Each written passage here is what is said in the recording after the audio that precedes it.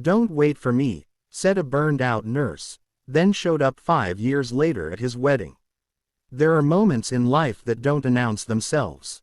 They don't arrive with fanfare or warning. They simply happen. Quiet as a raindrop on still water, and yet somehow, they change everything. The night Marcus Calloway first saw Claire Hensley, she was standing outside the emergency entrance of Millbrook Regional Hospital in the pouring rain. She wasn't waiting for a taxi. She wasn't waiting for a friend. She was just standing there, still in her blue scrubs and a cream cardigan, face turned slightly away from the light, holding a small bundle of white flowers that nobody had given her. She'd bought them for herself on the way into her shift, 11 hours ago. She hadn't even had time to put them in water. Marcus was there because his mother had fallen. Nothing life-threatening, as it turned out, a hairline fracture in her wrist from stepping off a curb wrong. But in that first hour of not knowing, he'd driven 40 miles through a storm feeling like the ground had opened up beneath him. He'd just gotten the good news from the doctor. His mother would be fine. She was already fussing at the nurse about the quality of the hospital jello. And there was Marcus, walking back to his car through the rain, when he nearly stepped on the woman's shadow. He stopped. She didn't look up. He almost kept walking, but something in the way she stood, perfectly still, perfectly quiet, like a person who had run out of words, made him pause. "You all right, ma'am?" he asked. She turned, and he saw her face for the first time. Dark eyes, clearly exhausted. A jaw set the way people set it when they're holding something together through sheer stubbornness alone. "I'm fine," she said. Then, after a pause, "Don't wait for me. I'm always fine." She said it like she meant it. Like she'd been saying it for years. Her name was Claire. She'd been a nurse at Millbrook Regional for going on 14 years.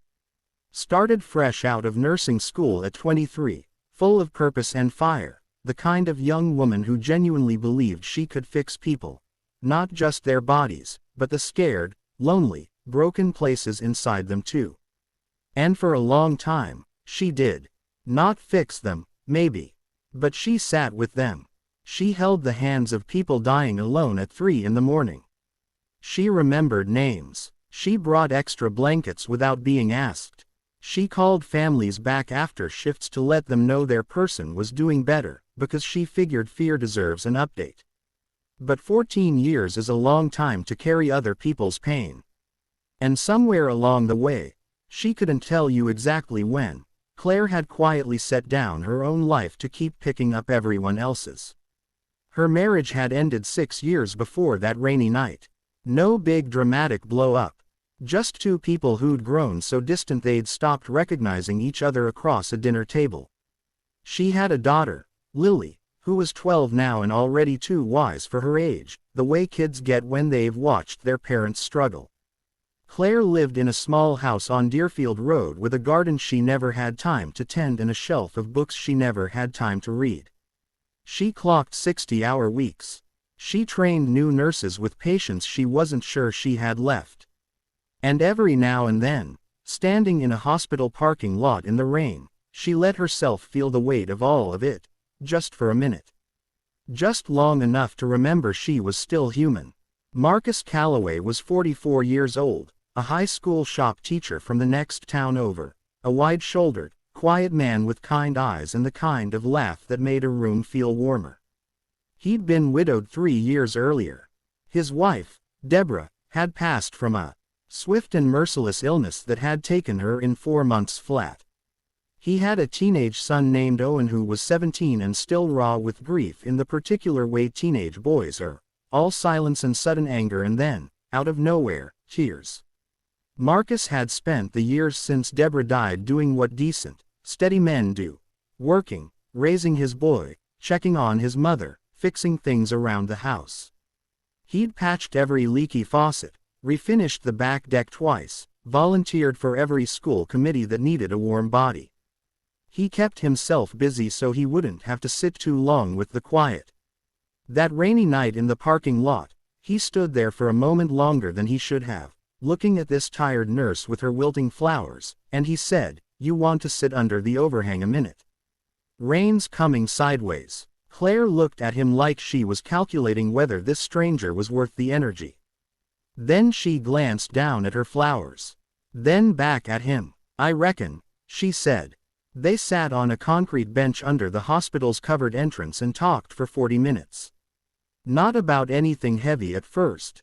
About the vending machine coffee inside that tasted like burnt pencil shavings. About the way Millbrook had changed since the old textile mill closed. About his mother's particular talent for arguing with medical professionals. Claire laughed once. A real laugh, surprised out of her, and then looked almost startled by the sound. Marcus told her about Owen. About how the boy had started building birdhouses in the garage at midnight when he couldn't sleep, and how Marcus had started buying him more wood just so he'd have something to do with his hands. Claire told him about Lily. About how her daughter had started leaving little notes around the house, tucked into Claire's coffee mug, folded under her car keys, that said things like, "You're doing great, Mom," and "I see you." 12 years old, and already looking after her mother. Kids figure us out, Marcus said quietly. They do, Claire agreed. Whether we want them to or not. When she finally stood to go, she paused and looked at him with an expression he couldn't quite name, tired, but somehow softer than before. "Thank you," she said. "For the company. Anytime," he said. She walked to her car. He watched her go. And that, he thought, was the end of that. But Millbrook is a small town. And small towns have a way of folding people back toward each other. He saw her 2 weeks later at the grocery store, both of them reaching for the same brand of pasta sauce with the embarrassing red rooster on the label. They laughed. She asked about his mother. He asked about Lily. They stood in the pasta aisle for 20 minutes before either of them noticed. After that, it was coffee. Once, then twice, then regular enough that the woman at the counter at Sunrise Diner started having Claire's order ready when she saw Marcus's truck pull in. He learned that Claire had a voice that dropped lower when she talked about things that mattered to her. That she always tore her napkin into small pieces when she was nervous, without realizing she was doing it. That she kept a notepad in her purse where she wrote down names, patients she wanted to remember, moments she didn't want to lose. She learned that Marcus made decisions slowly and carefully, the way a man does when he's learned that rushing things costs you. That he still wore his wedding ring on a chain around his neck. That he cried exactly once in front of her, when he told her about the last evening with Deborah, and then apologized for it, and she told him not to dare apologize, and he nodded and looked at her like she'd said something important. Claire's burnout didn't disappear overnight. There were weeks when she was short-tempered and worn thin, and she'd call Marcus and say, "I've got nothing left today," and he'd say, "Then don't give me anything. I'm just here." And she'd sit with the phone to her ear and stare at the ceiling and feel, quietly and slowly, like something tight in her chest was beginning to let go. She cut her hours back. Not without guilt. Never without guilt, but she cut them. She started tending the garden on Deerfield Road. Lily helped on Sunday mornings, the two of them in the dirt with their hands, talking about everything and nothing.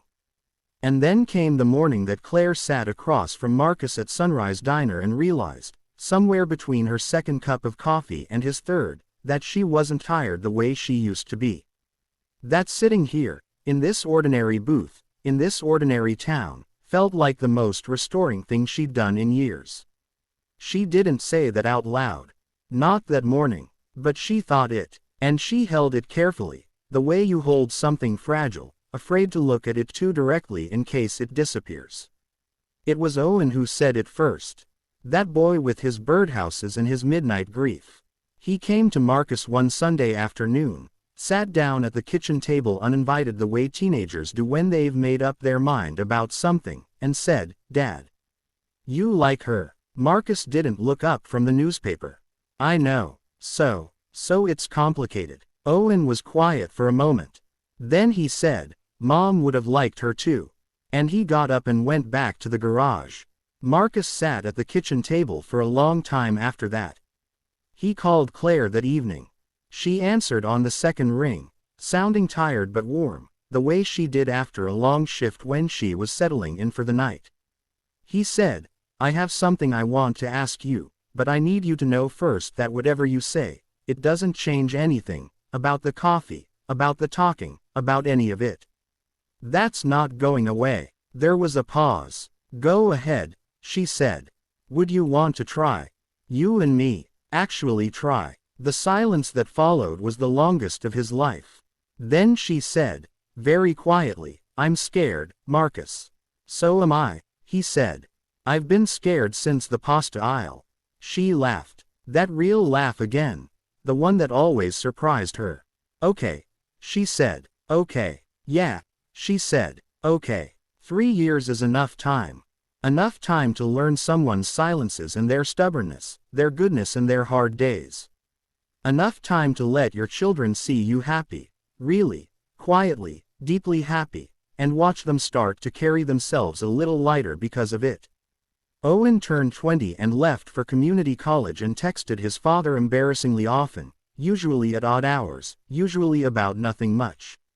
But Marcus noticed that the texts had changed in tone over the past year, less tight, less careful. More like a kid who knew the ground beneath him was solid. Lily turned 15 and grew about 6 inches and developed opinions about everything. She called Marcus M because she said it suited him, and Marcus took that as one of the finest compliments he'd received in his adult life. They got married on a Saturday in late September, in the backyard of the house on Deerfield Road, the garden that Claire had tended back to life, full of late-blooming dahlias and the particular smell of autumn that makes everything feel like a beginning and an ending at once. It was a small wedding. Family, close friends, the woman from Sunrise Diner, who cried through the whole ceremony and didn't apologize for it.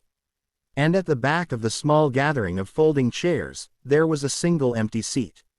Not a mistake, not forgotten. Marcus had placed a single white flower on it, the same kind Claire had been holding the night they met. In the rain. For Deborah. Because love is not finite, and honoring what came before doesn't diminish what comes after. It only makes it more honest. During the vows, Marcus looked at Claire, this woman who had spent 14 years giving everything she had to strangers and had nearly forgotten what it felt like to be given something back. And he said, "I spent a long time being afraid to wait for anyone. And then I met you, standing in a rainstorm, telling me not to wait. And I thought, now that is exactly the kind of person worth waiting for." Claire held his hands and breathed. Just breathed. The way a person breathes when they've finally, after a very long time, set down the weight. "I reckon I'll let you," she said. And the small backyard erupted in laughter and tears, the way good weddings do. That evening, after the guests had gone and the dahlias were golden in the last of the light, Claire and Marcus sat on the back porch steps, same as they'd sat on a dozen ordinary evenings since she'd moved in, and didn't say much. Owen was somewhere inside, raiding the leftover cake. Lily was on the phone in the garden, talking to her best friend, spinning slowly in circles the way happy teenagers do. "You good?" Marcus asked. Claire leaned her head against his shoulder. "Yeah," she said, "I'm good." And this time, for maybe the first time in a long time, she meant every word of it. Life doesn't always announce its best moments. Sometimes they show up rainy and exhausted and holding wilting flowers on a Tuesday night. Sometimes they're sitting in the pasta aisle, or across a diner booth, or on the end of a phone call that you almost didn't make. If this story touched something in you, if it reminded you of someone you know, or a moment you'd almost forgotten, or simply made you feel a little less alone tonight, then it did exactly what it was meant to do. We'd love to hear from you. Drop a comment below and tell us, have you ever had a moment like this? A stranger who became something more. A season of life that surprised you with kindness when you weren't expecting it. And if you haven't already, please hit that like button and subscribe so you don't miss the next story.